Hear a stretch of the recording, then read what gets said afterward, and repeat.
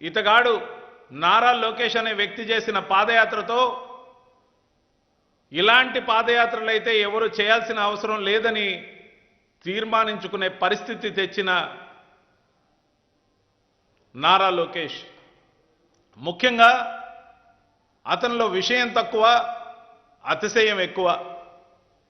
కార్యకర్తలందరినీ వీలైనన్ని కేసులు పెట్టించుకోమని, తన కోసం పోరాడమని, వీలైతే కనీసం 12 కేసులు లేకుండా ఉంటే మిమ్మల్ని గుర్తించనని చెప్పే ఇతగాడు ఎవరైనా తనను విమర్శిస్తే రెడ్ బుక్ అని చెప్పి భయపెడుతున్నానని భ్రమించిన వ్యక్తి. తీరా తన మీద కానీ తన తండ్రి మీద కానీ కేసులు వచ్చినప్పుడు బెంబేలెత్తిపోయి రెడ్ బుక్ ఎలా పోయిందో దేవుడిరుకు కానీ తాను మీడియా ముందే ఏడుపు లంకించుకున్న వైనం మనం చూశాం.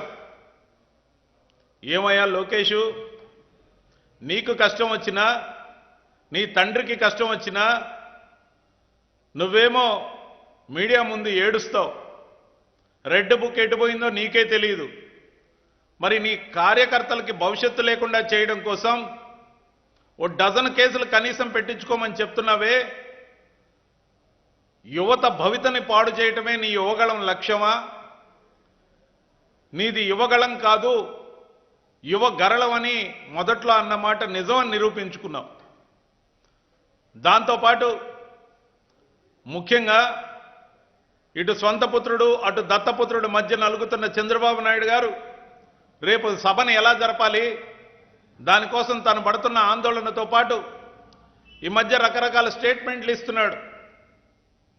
దాంట్లో 4 సంవత్సరాలు పూర్తి చేసుకున్న అమరావతి ఉద్యమం అట. అమరావతి ఉద్యమంకి 4 సంవత్సరాలు పూర్తయిందట. ఉద్యమం ఊసే లేదు, ఉద్యమం ఎక్కడుందో తెలీదు. ఆ పెట్టుడు ఉద్యమం, నెట్టుడు ఉద్యమం ఎప్పుడో ఆగిపోయింది. అసలు అక్కడ ఎవరు లేకుంటే ఈ రోజున కొత్తగా మళ్ళా కొంతమందిని పోగేసి పచ్చకండువా లేసి ఫోటోలు తీసి 4 సంవత్సరాల సభ అని చెప్తున్నారు. ముఖ్యంగా అమరావతి టు అరసవెల్లి అన్నప్పుడు ఆ రైతుల్ని ఐడెంటిటీ కార్డులు అడిగినప్పుడు చెట్టుకొకరు పుట్టకొకరు పారిపోయారు. కనీసం 60 మంది కూడా లేరు కదా. చివరాఖరికి అరసవెల్లికి వెళ్ళి దర్శనం చేసుకున్నది ఒకే ఒక్క రైతు. మేము అడుగుతున్నాం, చంద్రబాబు నాయుడు గారు, మీరు కానీ మీకు అనుయాయుడిగా ఉన్న మీ దత్తపుత్రుడు కానీ అమరావతిని ఒక్కటే రాజధానిని పదే పదే చెప్తున్నారు కదా. మరి ఆ విధంగా మీరు తీర్మానించి మేనిఫెస్టోతో వస్తారా అని ఛాలెంజ్ విసురుతున్నాం.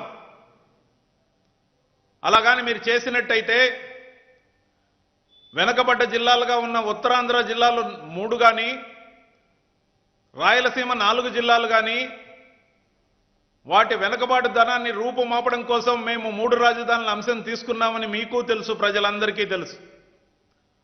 మరి మీరు ఒకే రాజధానికి కట్టుబడి ఉన్నామని తీర్మానం చేసి మీరు మీ బానిసగని వస్తే మీకు అసలు విశాఖ రాజధానిగా, పరిపాలన రాజధానిగా వద్దని వస్తే అటు ఉత్తరాంధ్రలో ఓట్లు అడిగే హక్కు కానీ ఇటు రాయలసీమలో ఓట్లు అడిగే హక్కు కానీ మీ 2 పార్టీలకు ఉంటాయా అని ఆలోచించుకోమని చెప్తున్నాం. అలా మీరు తీర్మానించిన క్షణాన మీరు అటు ఉత్తరాంధ్ర ద్రోహులుగా ఇటు రాయలసీమ ద్రోహులుగా ప్రజల్లో మిమ్మల్ని ఎండగడతాం. ప్రజలు కూడా మిమ్మల్ని గల్లాపట్టి నిలదీస్తారు. ఎందుకు మీకు ఓట్లేయాలి? మీకు మా ప్రాంతాల హక్కులు, మా ప్రాంతం యొక్క అభివృద్ధి వద్దనుకున్నప్పుడు మీరు ఏ ముఖం పెట్టుకొని మా ప్రాంతాలకు ఓట్లు అడగడానికి వస్తున్నారు అనేదానికి సిద్ధంగా ఉండాల్సిందిగా సవాల్ విసురుతున్నాం. మనమేం పోయాంలే, అక్కడున్న ప్రతినిధులే చూసుకుంటారనుకుంటే మీ పార్టీల తరపున పోటీ చేసే ప్రతి శాసనసభ్యుడిని కానీ ఎంపీని కానీ ఎలా జనంలో తిరుగుతారని ప్రజలు మిమ్మల్ని కాలర్ పుచ్చుకుని అడిగే సమయం ఆసన్నమవుతోంది. 16,552 గ్రామాల రైతులు ట్యాక్సులు కడితే కేవలం 29 గ్రామాల కుల రాజధానిని అభివృద్ధి చేసుకోవడం కోసం, మీ బినామీ భాగోతం కోసం, మీ వర్గం, మీ సామాజిక వర్గం, మీ బినామీల బాగు కోసం అమరావతి ఒక్కటే రాజధానిని నినదిస్తున్న మీరు కానీ, పవన్ కళ్యాణ్ కానీ జనంలో అటు ఉత్తరాంధ్రలో కానీ ఇటు రాయలసీమలో కానీ ఓట్లు అడగడానికి ఎలా వస్తారని మేము ప్రశ్నిస్తున్నాం.